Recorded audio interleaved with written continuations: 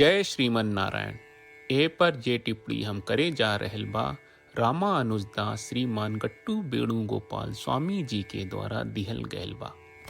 अध्याय 10 विभूति योग श्लोक 19। हन्त ते कथयिष्यामि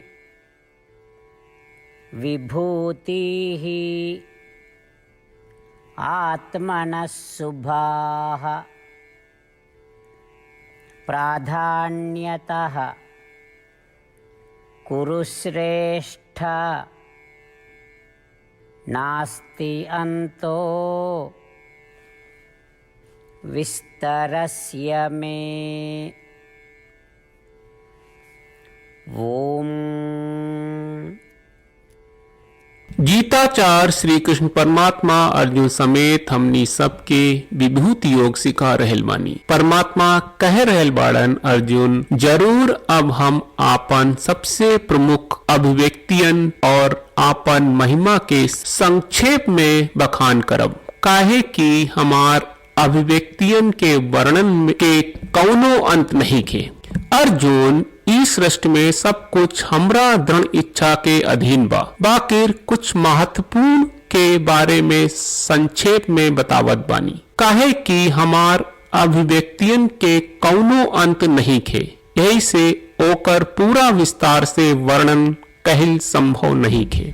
यही तरह श्री कृष्ण परमात्मा के आपन दिव्य अभिव्यक्ति और आपन गुणन के खुशी खुशी संक्षेप में बतावे के तैयारी कर रहल बाड़े। हमनी के प्रति श्री कृष्ण परमात्मा के अनंत कृपा के पहचानत और आनंद लेवत हमनी के श्री कृष्ण परमात्मा के उपदेश के ध्यान से सुने के प्रयास कहल जाए। श्री कृष्ण परमात्मा और श्रीमन नारायण के सामने समर्पण करके आपन जीवन के सार्थक बनावे के प्रयास करत हमनी के श्री कृष्ण परमात्मा के वचन के श्लोक के रूप में दोहरावे के प्रयास कहल जाए। हन्त ते कथयिष्यामि विभूतिः आत्मनः शुभाः प्राधान्यतः कुरु श्रेष्ठ नास्ति अन्तो विस्तरस्य मे। श्रीमन्नारायण करिष्ये वचनं तव। सर्वं श्रीकृष्णार्पणमस्तु। जय श्रीमन्नारायण।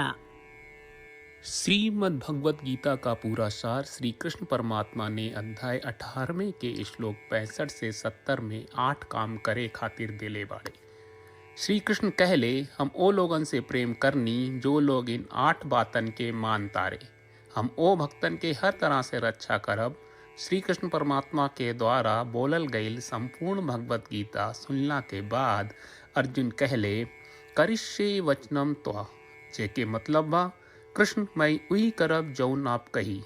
यही कारण बा श्री कृष्ण अर्जुन के हर तरह के सफलता आ विजय प्रदान करेले।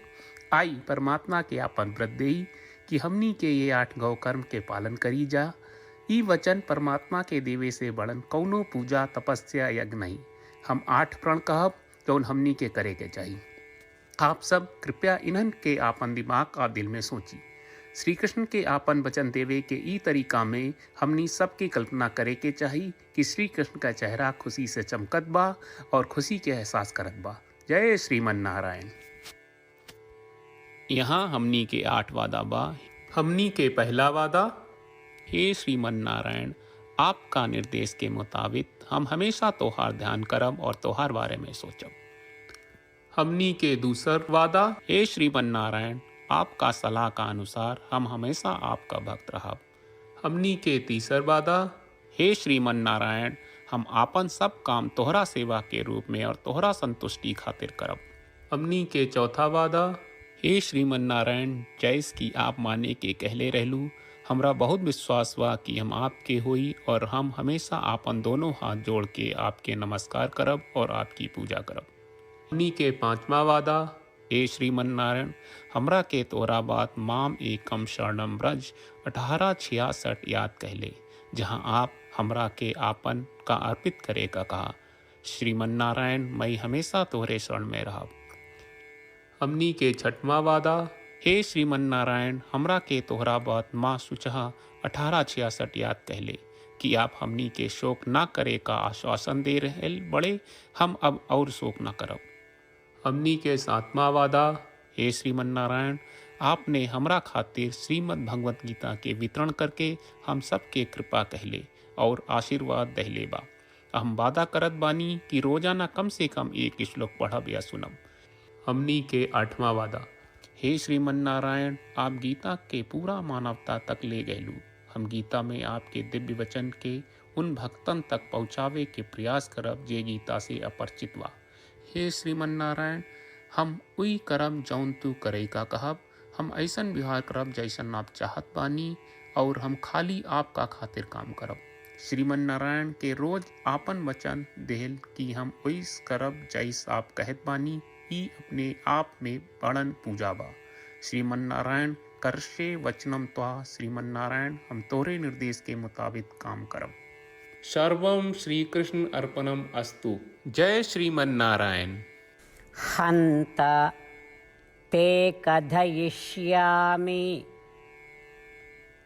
विभूतिः आत्मनः शुभाः प्राधान्यतः कुरु श्रेष्ठ नास्ति अन्तो विस्तरस्य मे। ओम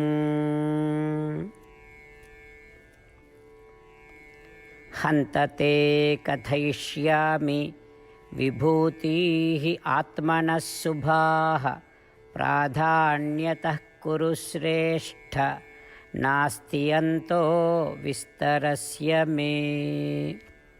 श्रीमन्नारायण, करिष्ये वचनं तव। सर्वं श्रीकृष्णार्पणमस्तु। जय श्रीमन्नारायण।